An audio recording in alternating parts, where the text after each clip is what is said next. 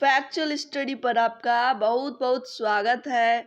मैं समृद्धि सिंह आपके लिए लेके आती हूँ बेहतरीन सा कंटेंट, और इसमें आपको PYQs मिलेंगे। आज हम कुछ PYQs समझेंगे, प्रयास करेंगे कि सही ऑप्शन कैसे चुना गया है और क्यों। ठीक है, तो चलिए, पहला क्वेश्चन है, भाषा के अर्जन एवं विकास के लिए सर्वाधिक संवेदनशील अवस्था कौन सी है? बताइए, फटाफट से बताइए कौन सी रहेगी आपकी, जिसमें बच्चा सबसे पहले आप ये बता दीजिए, आप कौन सी स्टेज में सबसे ज्यादा बोलना सीख गए थे? पढ़ा है आपने? अवश्य बता दोगे, विश्वास है। तो कमेंट करके जरूर बताइए आपका आंसर क्या है, जिससे आपको भी पता चले कि आपका कितने तीर निशाने पर लगते हैं।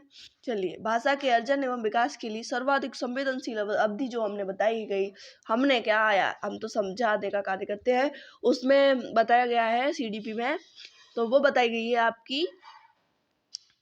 पहले आप चार ऑप्शनों को ध्यान से पढ़िए। जन्म पूर्व अवधि तो हो नहीं सकती, मध्य बाल्यावस्था तक तो बहुत कुछ सीख जाता है, किशोरावस्था तो बहुत आगे की बात है, तो प्रारंभिक बाल्यावस्था is the right answer. Second answer होगा आपका। चलिए आगे बढ़ते हैं। क्यों होगा? प्रारंभिक बाल्यावस्था में बच्चे बहुत कुछ सीख जाते हैं, कम से कम आधा बोलना सीख जाते हैं, फिर तो धीरे धीरे आता है उनमें भाषा का अर्जन तो कर लेते हैं, मतलब आप जो बोलोगे बच्चा वही बोलने का प्रयास करेगा, बच्चा इमिटेट करता है, यही तो हमने सीखा है अभी तक। चलिए, देख के सीखता है बच्चा, आप जैसा करोगे वैसा बच्चा भी करेगा। निम्नलिखित में से कौन सी लॉरेंस कोलबर्ग के द्वारा प्रस्तावित नैतिक विकास की एक अवस्था है? बताइए। सेकंड क्वेश्चन का आंसर दीजिए, कमेंट बॉक्स में फटाफट अपना आंसर दीजिए। और इस क्वेश्चन का जो ऑप्शन है उसको ध्यान से पढ़िए। पहला है प्रसुप्ति अवस्था, दूसरा है सामाजिक अनुबंधन अभिविन्यास, तीसरा है मूर्त संक्रियात्मक अवस्था, या चौथा उद्योग बनाम अधीनता अवस्था। अब ये पूछ रहा है लॉरेंस कोलबर्ग के द्वारा। अब उसका लॉरेंस कोलबर्ग की आपको कंसेप्ट याद होना चाहिए, अगर आपने नहीं पढ़ा है तो जाइए कोलबर्ग की theory by Samriddhi Singh.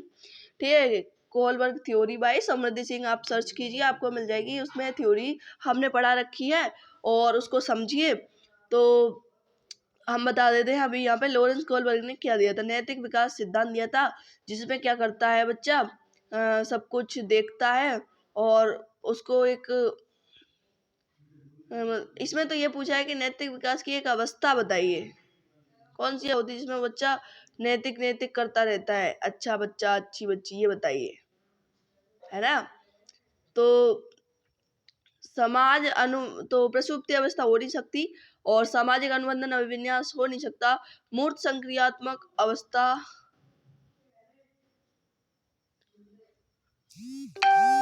Sorry, आपकी सामाजिक अनुबंधन अभिविन्यास ही होगा, क्योंकि जब बच्चा समाज के अनुबंधन में आता है ना, तब उसके अंदर ये वाली भावना आती है कि नैतिक विकास उसके अंदर जागता है कि हमको ऐसा करना चाहिए, ऐसा नहीं करना चाहिए, ये सब उसके अंदर आता है।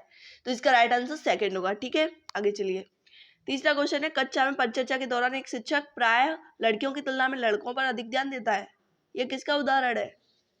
तो ये आपका सीधी सी बात है, जब वो भेदभाव कर रहा है तो पक्षपात है, जेंडर का है, क्योंकि वो लड़का लड़की कर रहा है, तो ये तो जेंडर वाली बात है, गलत है, मतलब ये सब शिक्षक को नहीं करना चाहिए। और यहाँ पे राइट आंसर जो होगा वो आपका जेंडर पक्षपात फर्स्ट आंसर होगा। ठीक है, first option is the right answer. आगे चलते हैं। बच्चों में जेंडर रूढ़िवादिता एवं जेंडर भूमिका अनुरूपता को कम करने के लिए निम्नलिखित में कौन सी पद्धति प्रभावशाली है, इफेक्चुअल रहेगी? बताइए।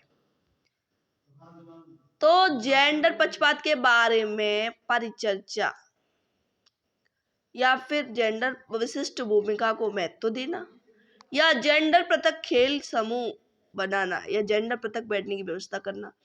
तो ये पृथक खेल समूह और ये विशिष्ट भूमिकाएं, जेंडर के लिए महत्व देना, ये तो गलत बात है। आपका राइट आंसर होगा first option is the right answer. Gender पक्षपात के बारे में परिचर्चा कीजिए, जब भी कभी भी ऑप्शन परिचर्चा के बारे में आए तो आपको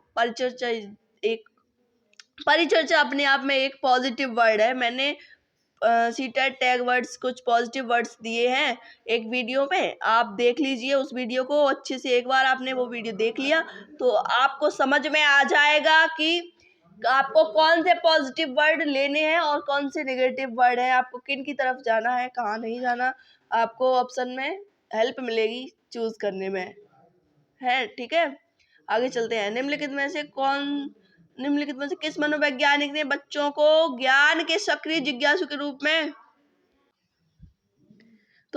निम्नलिखित में से किस मनोवैज्ञानिक ने बच्चों को ज्ञान के सक्रिय जिज्ञासु के रूप में, ये क्वेश्चन आपको फंसा सकता है, इसलिए इसकी तरफ आपको ध्यान देना पड़ेगा कि इसमें दो बातें की गई। एक तो बच्चों को एक्टिव माना जा रहा है, एक्टिव क्यूरियोसिटी माना जा रहा है, बच्चों को बोला जा रहा है कि सक्रिय जिज्ञासु है, और सक्रिय जिज्ञासु के रूप में देखते हुए उनके चिंतन पर सामाजिक एवं सांस्कृतिक विषय।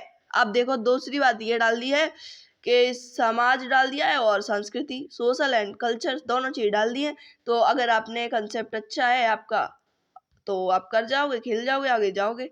तो बताइए विषय वस्तुओं पर प्रभाव को महत्व दिया किसने दिया है? जॉन बी वाटसन ने दिया है फर्स्ट ऑप्शन आपका, सेकंड ऑप्शन लेव वाइगोत्स्की ने दिया है, या थर्ड ऑप्शन जीन पियाजे ने दिया है, या फोर्थ ऑप्शन लॉरेंस कोलबर्ग ने दिया है। तो बताइए आपका आंसर क्या है और कमेंट करके जरूर बताइए। और इसका जो राइट आंसर होगा, यहाँ पे हम सक्रिय जिज्ञासु तो जीन पियाजे ने भी बोला है, लेकिन लेव वाइगोत्स्की की बात डाली गई है, सामाजिक एवं संस्कृति की, सोशल एंड कल्चर दोनों चीज डाल दी गई हैं। और सक्रिय जिज्ञासु तो वो भी बच्चों को मानते हैं कि बच्चा खोज करके सीखता है। बच्चा कैसे सीखेगा? खोज करके। सिर्फ टीचर क्या होना चाहिए? एक हेल्पर के रूप में, कि उसको हेल्प दे दो, हो जाएगा बच्चे का काम। ठीक है, अगर आपको सेशन पसंद आया हो तो लाइक शेयर सब्सक्राइब करना ना भूलें। धन्यवाद।